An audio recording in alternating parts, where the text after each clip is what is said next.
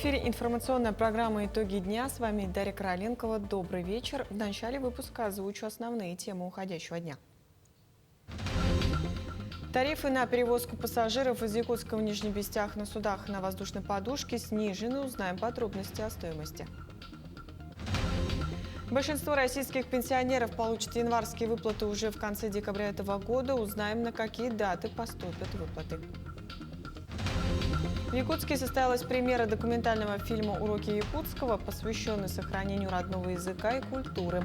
Фильм вызвал огромный интерес среди зрителей. Город Нерюнгри отпраздновал свой 50-летний юбилей. День города был ознаменован множеством торжественных мероприятий и культурных программ. Всего неделя до старта международного турнира памяти Дмитрия Петровича Коркина в спорткомплексе «Триумф» прошли напряженные контрольные схватки. В Якутии активно продолжается ремонт дорог и мостов в рамках нацпроекта «Инфраструктура для жизни», инициированного президентом России Владимиром Путиным. На данный момент уже введено в эксплуатацию 82 километра региональных автодорог и 225 погонных метров мостовых сооружений. Как сообщает Управление автомобильных дорог Республики, годовой план по приведению участков региональных трасс в нормативное состояние, составлявший 80 километров дорог, в том числе 30 километров опорной сети и 100 метров мостов, уже перевыполнен. На этот год на финансирование этих работ выделено более 4 миллиардов рублей, 2 миллиарда 600 миллионов из федерального бюджета. В целом в этом году планируется отремонтировать 108 километров дорог. Тарифы на перевозку пассажиров из Якутска в Нижнебестях на судах на воздушной подушке снижены до 2500 рублей. Об этом сообщает пресс-служба Минтранса региона. Ледообразование на реке Лени в районе судоходных маршрутов нормализовано благодаря проведенной очистке торосов. Режим работы судов остается прежним ежедневно с 7 утра до 7 вечера. Ледовую переправу через реку Лену между Якутском и Нижнебестяхом на автодороге Колыма планируют открыть 5 января 2026 года. Также с 1 декабря будут открыты переправы через реку Алдан, Ханды-Гамегина-Алдан и на автодороге Вилюй участки Верхневилюйск, Кюндяде, Устье, Крестях для транспорта весом до 4 тонн. Окончательные даты открытия могут измениться в зависимости от погодных условий и состояния льда. Упордор Вилюй напоминает, что выезд на лед до официального открытия переправ строго запрещен и крайне опасен. Семинар-тренинг по профилактике идеологии экстремизма и терроризма «Просто о важном» прошел в Якутске. В рамках программы по воспитанию молодежи акцент сделан на формирование ценностей межнациональной толерантности, профилактику деструктивного поведения, а также развитие навыков распознавания и противодействия потенциальным экстремистским и террористическим угрозам. Проект стал одним из победителей всероссийского конкурса молодежных проектов «Росмолодежь. Гранты». Во время семинара мы планируем обсудить с ребятами проблемы, в первую очередь, наверное, проблему вербовки нашей молодежи, студентов, школьников в террористические экстремистские организации. На сегодняшний день, пожалуй, это самый актуальный вопрос. Методы вербовки самые разнообразные, завуалированные. Идет совершенно такая жесткая манипуляция. И наша задача все-таки предупредить максимально большее количество молодых людей. Большинство российских пенсионеров получат январские выплаты уже в конце декабря этого года, опережая новогодние праздники. Об этом сообщила член Комитета Госдумы по труду, социальной политике и делам ветеранов. По словам депутата, с учетом длительных праздничных выходных, пенсия за январь будет выплачена в повышенном размере в последний рабочий день декабря, 30 декабря этого года. Это касается тех, кто обычно получает выплаты в период с 1 по 11 число месяца. Также стало известно, что с января следующего года страховые пенсии будут проиндексированы на 7,6%. С Сегодня состоялось заседание оргкомитета по подготовке к третьему съезду учителей якутского языка, литературы и культуры. Масштабное мероприятие запланировано на 25 и 26 ноября и призвано способствовать совершенствованию преподавания, оказать поддержку педагогам и внести вклад в сохранение родного языка. В первый день форума ожидается участие около 600 человек. Они обсудят достигнутые результаты в данной сфере и определят дальнейшие направления работы. Параллельно будут функционировать 20 различных площадок. Особым новшеством станет участие гостей из других регионов России. Я думаю, что будет очень интересная беседа. Есть о чем рассказать нашим коллегам, учителям. Это и результаты работы в сфере создания анимационных фильмов, мультфильмов, создания нового детского телеканала, который уже работает. Это и создание учебно-методических материалов, это и научные исследования, которые проходят в рамках государственной программы. Об этом мы все поговорим с нашими делегатами. Ну и будем, конечно же, определять ориентиры на предстоящий период. В кинотеатре «Лена» состоялась премьера документального фильма «Уроки якутского», посвященный сохранению родного языка и культуры. Он вызвал огромный интерес среди зрителей. Подробнее о фильме в сюжете далее. Работа над фильмом «Уроки якутского» началась еще в 2024 году с идеи, которую придумал доктор исторических наук и профессор Анатолий Алексеев. Ее подхватил и впоследствии отснял режиссер Сергей Головецкий при поддержке и участии Владимира Федорова. Идея фильма – показать феномен билингвизма – владения двумя языками. По мере погружения интересно было обнаружить, что это вроде бы такой внутренний якутский феномен, а оказывается он имеет очень большое значение и выходит на большие обобщения. И это были мои, так сказать, приватные мысли, которые меня увлекли, и мы стали делать этот фильм. И любопытно, что совсем недавно, несколько дней назад, я услышал по радио, что Путин объявил 30 апреля днем языка коренных народов. Кинокартина затронула множество различных мест и людей, от старожильческих русских семей до молодых людей, ищущих баланс между родным, русским и международным языком. У нас нет подобных феноменов в России, как мы в Якутии, где бы мы говорили на двух родных языках и не замечали этого. Мы одновременно думаем сахалы, говорим на русском и также наоборот. Причем мысли человек излагает очень просто, доступно и, самое главное, от чистого сердца. Там нет никакой фильтрации.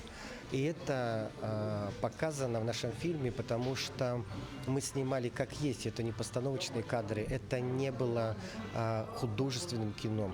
И даже не было как в виде интервью. Мы просто шли и снимали. Предпоказ фильма прошел в селе Едей Хангаласского района, которое было одной из первых локаций съемок. Как отметили создатели, жители деревни устроили им теплый прием, показав местную культуру и самобытность простого якутского народа. Этот фильм про то, как именно многонациональность, многоязычие является нашим фундаментом развития и как на якутском языке говорят наши жители республики, именно которые являются потомками ямщиков государевых, так и как вообще многонациональность, многоязычие является основой нашей жизни. «Уроки якутского» – это фильм об истории, о языке, который живет в песнях и в дружеских разговорах взрослых и детей. Тимур Калмогоров, Артумен Наговицын, Якутск.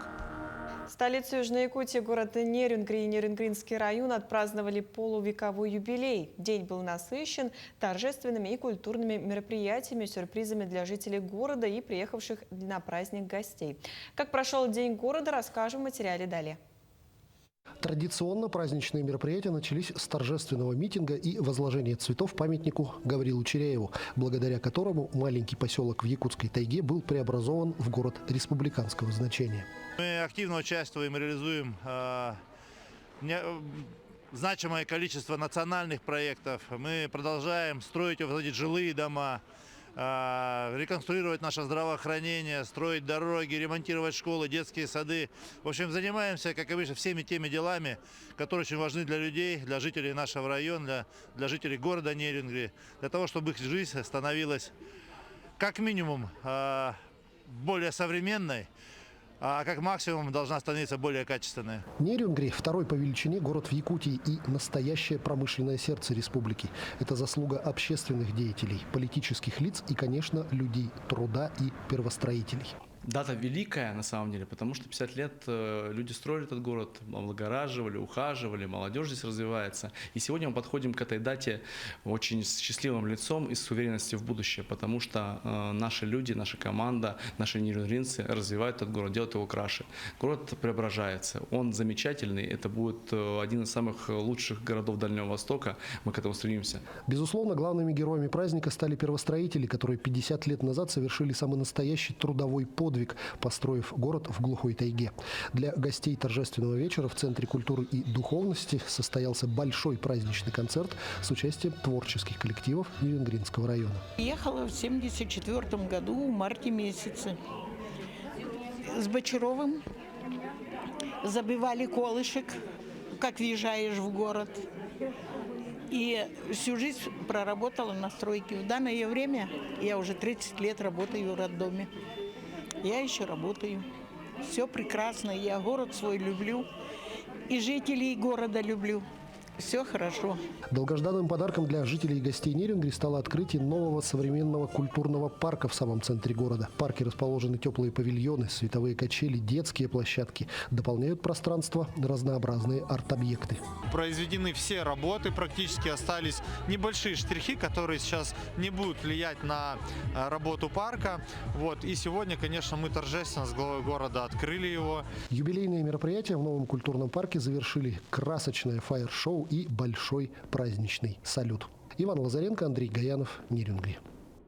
Работникам радио вручили почетные награды. Якутия отмечает 95-летие национального радио. В этот день, в 1930 году, в эфире впервые прозвучали исторические слова «Внимание, говорит Якутск», с которого началась история главного голоса республики. В честь знаменательной даты работникам радио были присуждены почетные звания, знаки отличия, грамоты правительства и другие награды. В детстве я всегда слушала радио, просыпалась, когда моя бабушка включала радио, оттуда шли золотые голоса тогдашних дикторов. Я тогда уже знала, что когда-то я наверняка буду работать на радио. Я начала там доставать газеты, и начинала читать. Вот так вот отрабатывала свой голос. И после стольких лет, прошло уже 34 года, я считаю, что это золотой период, когда мне посчастливилось поработать с нашими именитыми, известными дикторами. Кроме того, хроника из истории радиовещания Якутии теперь доступна в электронном формате. Книга-презентация, которая состоялась в день 95-летия республиканского радио, описывает зарождение большой хроники. Издание включает в себя 2 раздела, где описываются события в период с 1930 до 1941 года. Статьи рассказывают в том числе и о тех, кто принимал непосредственное участие в развитии радиовещания. Эта книга у нас уникальная, потому что первый раз издается в электронном варианте. Поэтому мы считаем эту книгу исторической в нашем плане. В основном статьи о редакторах, о дикторах, о руководителях того периода. Приходит новое поколение очень таких интеллектуально развитых людей молодых, которые увлечены. Они продолжают традиции наших наставников. Молодежный форум «Калейдоскоп культуры» открылся в городе Мирный, став платформой для диалога и творческого сотрудничества представителей различных национальностей России. Мероприятие призвано объединить традиционные культурные ценности и современные формы искусства. Первый форум «Калейдоскоп культуры» обещает стать значимым событием, способствующим объединению молодых талантов и созданию вдохновляющих проектов будущего. Особенностью форума стала школа личностного роста «Перспектива», в которой выступили известные гости, среди которых Мария Савина, основавшая бренд «Ого Citizen». Она поделилась своими взглядами на современный дизайн и концептуальное искусство. Я дизайнер одежды. Участвую с показами на Российской неделе моды, на Московской неделе моды. Также сотрудничаю с балетом «Москва», с телеканалом «Культура». И сегодня мне удалось поделиться такой информацией, как термин «культурный код», зачем он нужен, что такое локальный культурный код и как мы можем это воплощать в повседневной жизни и в дизайне.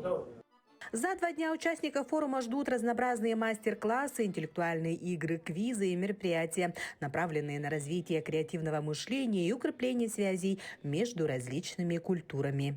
Ребята будут на мастер-классах обучаться узорам орнаментов народов разных, проживающих на территории Мирнинского района, попробуют поиграть или услышать мотивы, музыку на инструментах тоже разных народов. Также мы им предложим небольшое путешествие в VR, погрузившись в виртуальную экскурсию. И украшением нашего форума будет показ коллекций юных дизайнеров из школы 26, а также Центра дополнительного образования. Ну и завершит показ капсульная коллекция Марии Савиной, бренд Ого Citizen. Форум «Калейдоскоп культуры» – это не только площадка для обмена опытом и знаниями, но и возможность для установления прочных дружеских связей между молодыми людьми разных национальностей.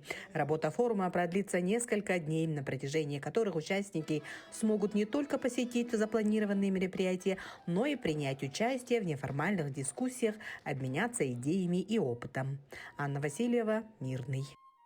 В рамках празднования Дня народного единства в Ленском районе состоялся гастрономический фестиваль «Живая кухня». Мероприятие, организованное районным управлением культуры при поддержке бизнес-инкубатора, объединило жителей через любовь к вкусной еде и уважение к национальным традициям. Подробности об этом далее. Свои лучшие блюда на площадке презентовали семейные команды со всего Ленского района. Это представители якутской, таджикской, башкирской, азербайджанской и киргизской общины. Участники приготовили блюда как по семейным рецептам, передаваемым из поколения в поколение, так и национальные. Представляли угощения в ярких колоритных костюмах, угощали гостей различными вкусностями и рассказывали о традициях своего народа. Мы постоянно много мяса используемся. И здесь плов, и курдак, все мясо из конины, из говядины, из жеребятины, короче, все делаем. Самое главное – это лепешка. Мы всегда куда-нибудь в гости, куда-нибудь, мы всегда с нашими борсовками и лепешками всегда угощаем. Мы в якутской кухне очень много используем молочные продукты, как керчах, твороги, тар. У нас еще на столе имеется рыбы, есть еще тугунок у нас, крайная колбаса, печень холодный и печень жареный. У нас ягодные продукты очень много. Башкирская община в этот день презентовала чак-чак. Оказывается, с ним связана целая история. Издревле мы выходцы из Великой Булгарии, и хан Булгарии приказал всем, чтобы поженить своего сына, нужно придумать такое лучшее блюдо, чтобы оно было сладким, чтобы оно долго не портилось, чтобы всадник мог на скаку его съесть. Он очень вкусный, красивый и подается всегда на торжественные мероприятия. Жюри оценивали национальные блюда каждых участников с аппетитом.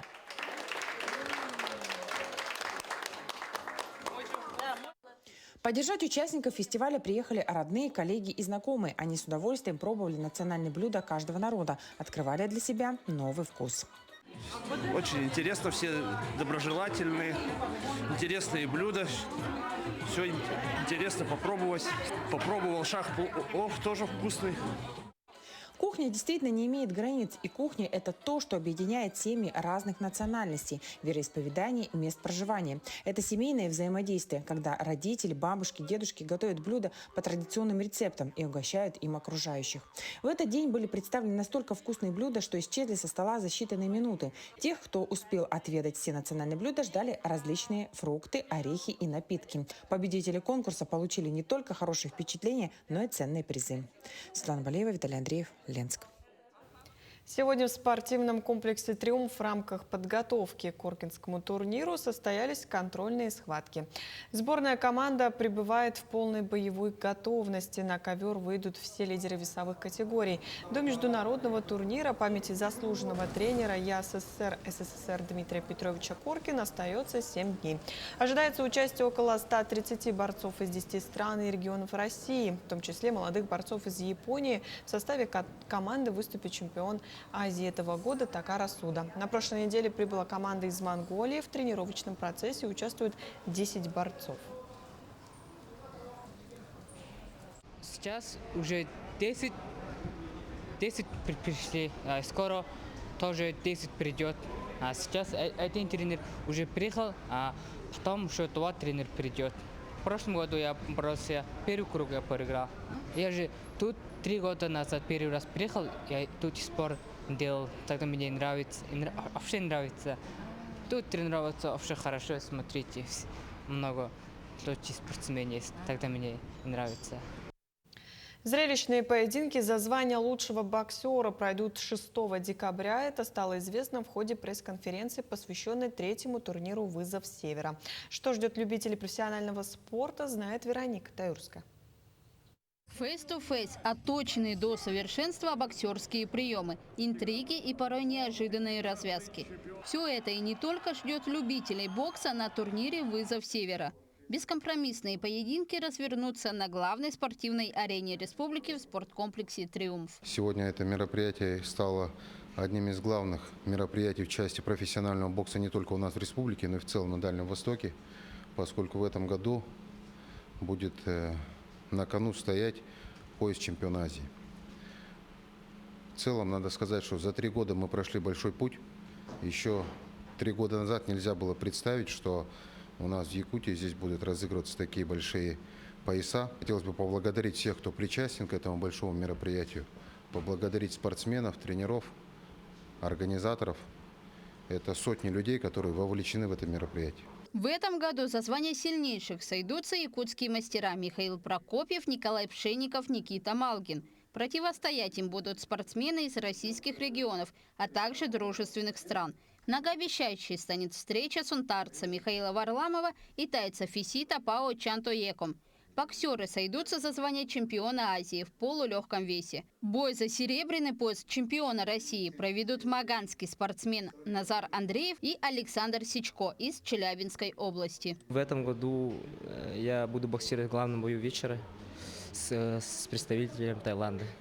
Уже заранее с тренером мы обучаем его стиль и под него готовимся. Бой запланирован на 10 раундов за титул, за пояс WBA Азия. Это уже второстепенный такой мировой титул. И ответственность высокая, так что тренируемся максимально. На прошлом турнире «Вызов Севера» спортсмены якутской школы бокса добились высоких результатов. Так Михаил Варламов стал победителем поединка за пояс стран Содружества, а Петр Васильев завоевал титул чемпиона России «Сильвер». Звездой боксерского прошлогоднего турнира был Василий Егоров, который единогласным решением жюри одержал победу над филиппинцем Джевеном Велосайтом. Вероника Таюрская, Артумен Наговицын, Якутск. Таким мы видели уходящий день наши корреспонденты. Ну а я с вами прощаюсь. Всего доброго и до встречи в эфире.